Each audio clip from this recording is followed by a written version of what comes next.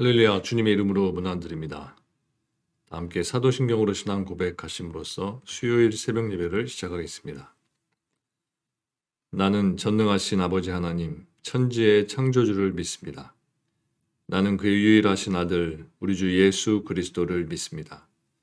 그는 성령으로 잉태되어 동정녀 마리아에게서 나시고 본디오 빌라도에게 고난을 받아 십자가에 못 박혀 죽으시고 장사된 지 사흘 만에 죽은 자 가운데서 다시 살아나셨으며 하늘에 오르시어 전능하신 아버지 하나님 우편에 앉아 계시다가 거기로부터 살아있는 자와 죽은 자를 심판하러 오십니다. 나는 성령을 믿으며 거룩한 공교회와 성도의 교제와 죄를 용서받는 것과 몸의 부활과 영생을 믿습니다. 아멘. 거룩하신 하나님, 이 아침 우리들 예배의 자리로 불러주시고 하나님께 기도하며 하나님을 느끼며 또 하나님의 말씀 속에서 하나님의 살아계심을 체험할 수 있도록 인도하시니 감사를 드립니다. 특별히 추수감사의 절기를 주셔서 우리에게 하나님의 은혜를 기억하게 하심을 감사드립니다. 농부가 밭에 씨를 뿌려 수확하게 되는 그 기쁨을 우리에게도 누리게 해주셔서 우리의 삶 속에 하나님께서 얻게 하신, 누리게 하신 그 많은 것들을 바라보며 우리들 또한 하나님께 감사하는 이 절기 되도록 우리를 지켜주시옵소서. 오늘도 하나님의 말씀 앞에 엎드립니다. 하나님께 주신 말씀으로 오늘도 우리들에게 영의 양식을 풍성하게 내려주시고 오늘도 말씀을 받는 우리 모든 심령들 가운데 하나님의 은혜와 자비와 긍휼하심이 가득 채워질 수 있도록 도와주시옵소서. 감사를 드리며 예수님의 이름으로 기도합니다. 아멘. 하나님께서 오늘 우리에게 주신 말씀은 마태복음 21장 12절에서 17절까지의 말씀입니다. 마태복음 21장 12절에서 17절까지의 말씀을 제가 봉독해 드리겠습니다. 예수께서 성전에 들어가사 성전 안에서 매매하는 모든 사람들을 내쫓으시며 돈 바꾸는 사람들의 상과 비둘기 파는 사람들의 의자를 둘러 엎으시고 그들에게 이르시되 기록된 바 내 집은 기도하는 집이라 일컬음을 받으리라 하였거늘 너희는 강도의 수고를 만드는도다 하시니라. 맹인과 저는 자들이 성전에서 예수께 나아오매 고쳐주시니 대제사장들과 서기관들이 예수께서 하시는 이상한 일과 또 성전에서 소리 질러 호산나 다윗의 자손이여 하는 어린이들을 보고 노하여 예수께 말하되 그들이 하는 말을 듣느냐. 예수께서 이르시되 그렇다. 어린 아기와 젖먹이들의 입에서 나오는 찬미를 온전하게 하셨나이다 함을 너희가 읽어본 일이 없느냐 하시고 그들을 떠나 성 밖으로 베다니에 가서 거기서 유하시니라. 아멘. 오늘 본문 말씀은 성고난 주간의 둘째 날인 월요일에 있었던 예수님의 성전 정화 사건에 대해서 기록을 하고 있습니다. 예수님은 승리의 예루살렘 입성이 있었던 다음 날 월요일에 성전을 방문하셨다가 그곳에서 장사하는 사람들을 모시고 즉시 그들을 쫓아내심으로써 성전을 깨끗하게 정화하셨습니다. 이 성전 정화 사건은 예수님의 생애 사역 기간 중에 2번 있었습니다. 오늘 본문 외에 다른 한 곳은 요한복음 2장 13절에서 22절에 기록되어 있는데 이것은 예수님의 공생의 사역 초기에 있었던 사건이었습니다. 이처럼 이미 예수님의 사역 초기에 성전 정화 사건이 있었음에도 불구하고 또다시 성전이 장사꾼들로 들끓고 있었다라는 사실은 당시 유대 종교가 얼마나 세속화되어 있는지를 단적으로 우리들에게 보여준다고 할 수 있습니다. 12절 말씀에 보면 예수님께서 성전에 들어가셔서 성전 안에서 매매하는 모든 자들을 쫓으시고 돈 바꾸는 자들의 상과 비둘기 파는 자들의 의자를 둘러 엎으셨다고 했습니다.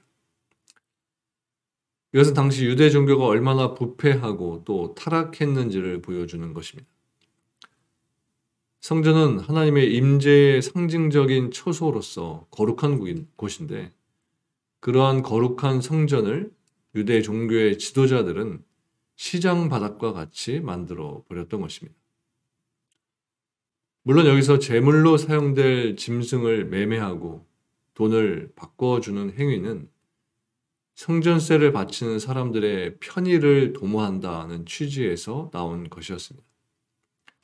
즉, 짐승의 매매는 짐승을 직접 가지고 올 수 없는 먼 거리의 사람들의 편의를 도모한다는 취지였고, 또 환전은 당시 황제의 형상이 새겨져 성전세로 바칠 수 없었던 로마 화폐를 유다 화폐로 교환해 준다는 취지였습니다.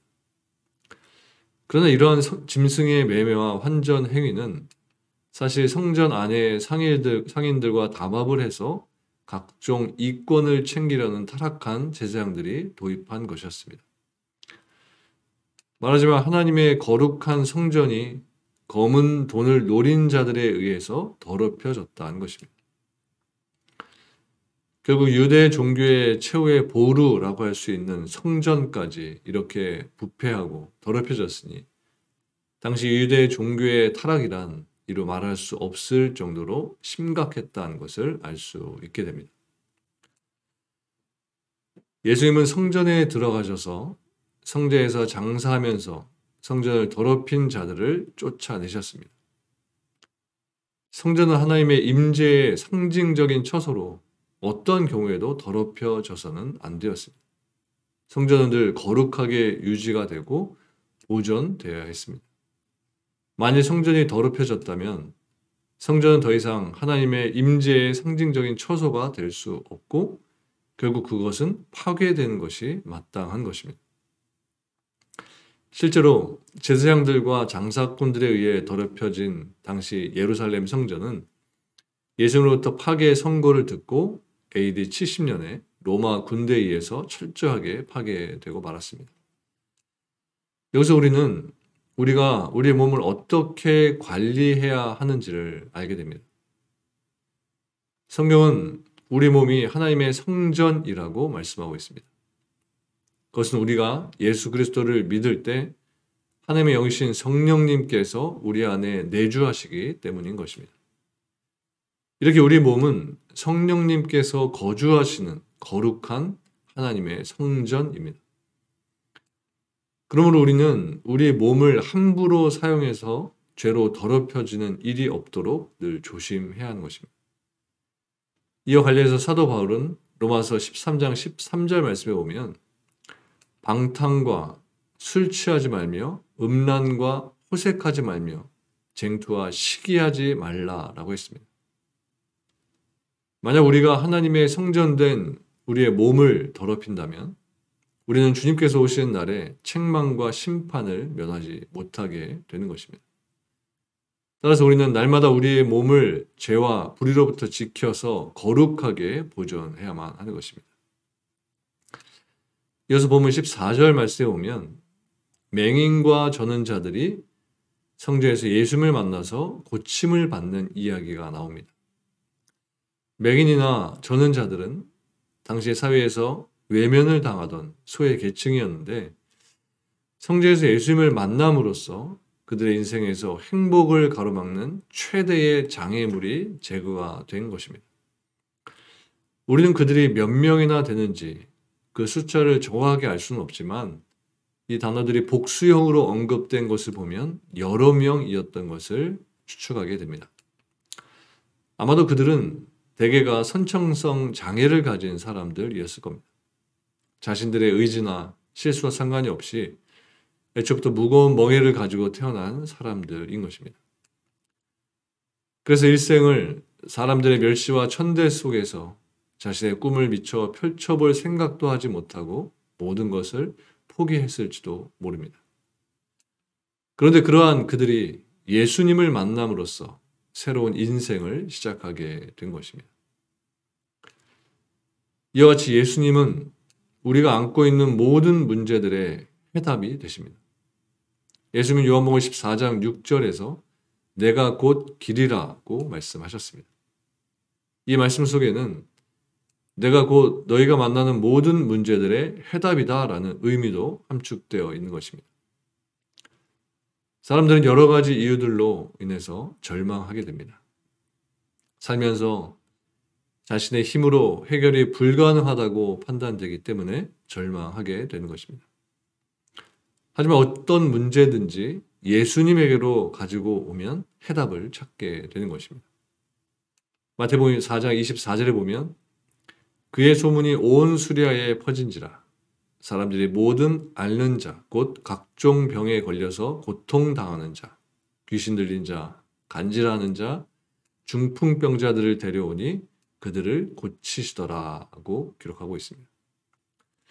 여기 언급되고 있는 사람들은 예수님을 만나지 못했더라면 평생 절망에서 헤어나올 수 없을 사람들이었습니다.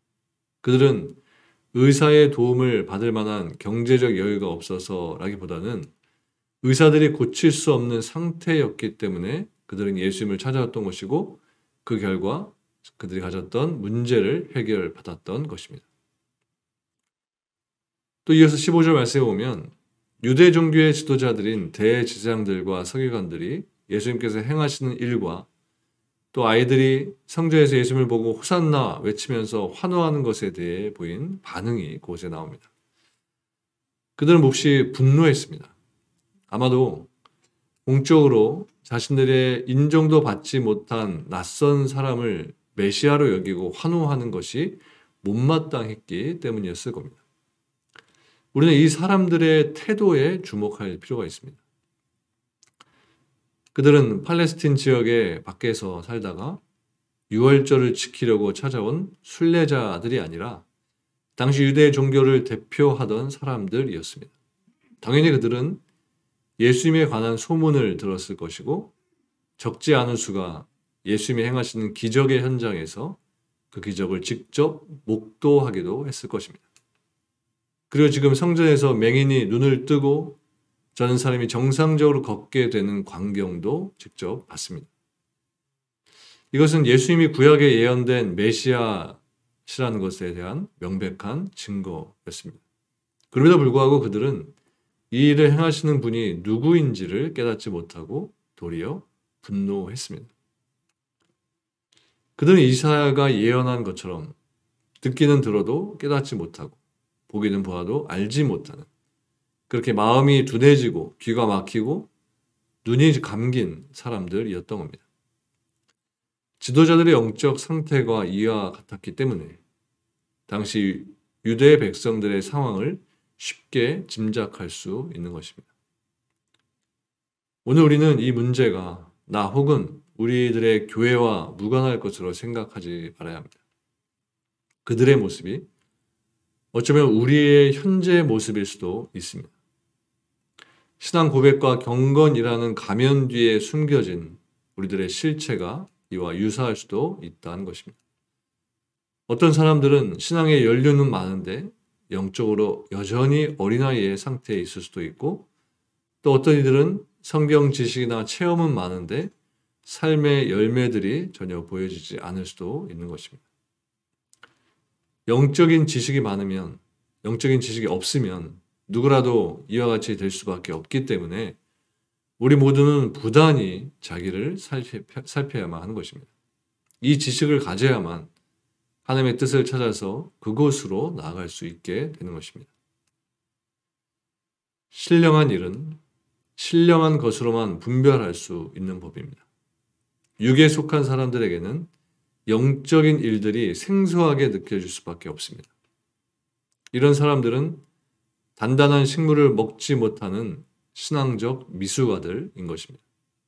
충분히 장성한 사람이 되었을 만큼 시간이 지났는데도 여전히 어린아이의 상태에 있기 때문에 미숙아라고 말할 수 있는 겁니다.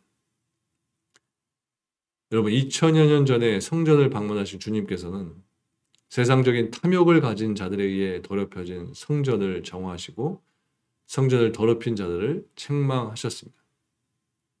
그렇다면 그 주님께서 오늘 우리 교회를 방문하신다면 우리 교회는 거룩하다고 칭찬을 들을 수 있을까요? 내가 먼저 거룩한 성도가 되어서 내가 속한 교회가 거룩한 교회가 되도록 해야 하는 것입니다.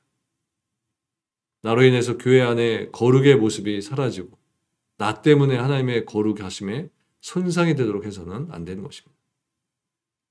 여러분이 속한 교회와 여러분의 가정과 여러분이 머무는 모든 곳이 하나님께서 원하시는 거룩한 곳이 될 수 있도록 매사의 성도로서 여러분들의 모습을 정결하고 순결하게 유지하시는 저와 여러분들 모두가 되시기를 주님의 이름으로 축원합니다. 기도하겠습니다. 하나님 감사합니다. 하나님께서 거룩하심 같이 우리들에게도 거룩의 옷을 입혀주시고 거룩한 삶을 살 수 있도록 늘 인도해 주시니 감사드립니다. 우리가 속한 이 교회가 또 우리가 있는 가정이 일터가 우리가 만나게 된 모든 사람들의 관계 속에서 우리 안에 계신 거룩하신 하나님이 우리로 하여금 드러나게 하시고 우리들의 거룩의 모습을 통하여서 이 땅이 이 나라가 우리가 있는 모든 것이 하나님의 거룩 가운데 채워질 수 있도록 도와주시옵소서. 오늘도 간절히 기도하오니 우리를 사용하여 주셔서 하나님의 거룩의 도구들이 되어서 하나님의 거룩하심을 이 세상 만방에 드러내며 그 거룩하심을 세상 가운데 채워나가는 우리들 될 수 있도록 도와주시옵소서. 감사를 드리며 예수님의 이름으로 기도합니다. 아멘. 하늘에 계신 우리 아버지, 아버지의 이름을 거룩하게 하시며 아버지의 나라가 오게 하시며 아버지의 뜻이 하늘에서와 같이 땅에서도 이루어지게 하소서. 오늘 우리에게 일용할 양식을 주시고 우리가 우리에게 잘못한 사람을 용서하여 준 것 같이 우리 죄를 용서하여 주시고 우리를 시험에 빠지지 않게 하시고 악에서 구하소서. 나라와 권능과 영광이 영원히 아버지의 것입니다. 아멘.